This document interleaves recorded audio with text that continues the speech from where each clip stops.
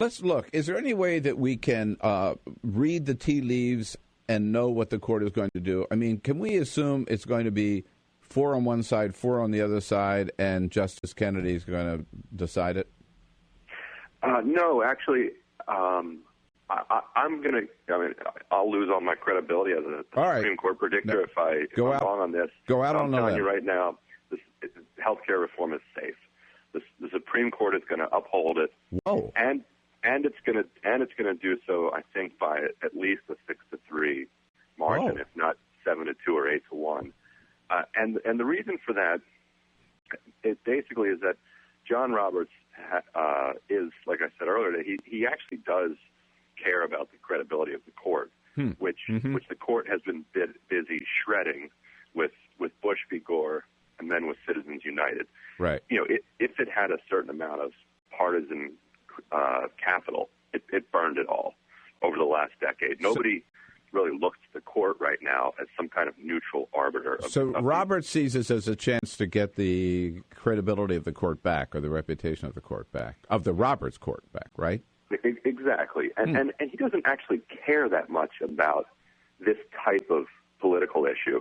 You know, if you remember, this is a Heritage Foundation idea.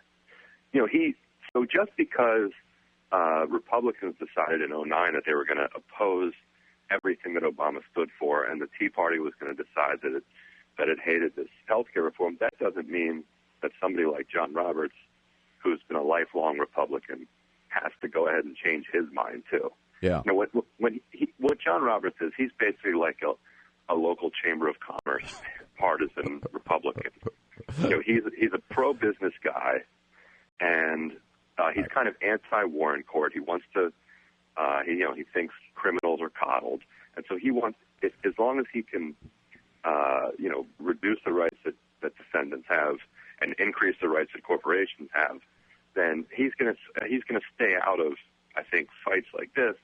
And in order to accomplish that agenda, he needs the political capital to be able to do it, and he would blow all of it if he overturns health care. Wow, very interesting. And by the way, if he's a pro-corporate guy, which I agree with you, he is, I mean, this is a gift, as we've talked about many times.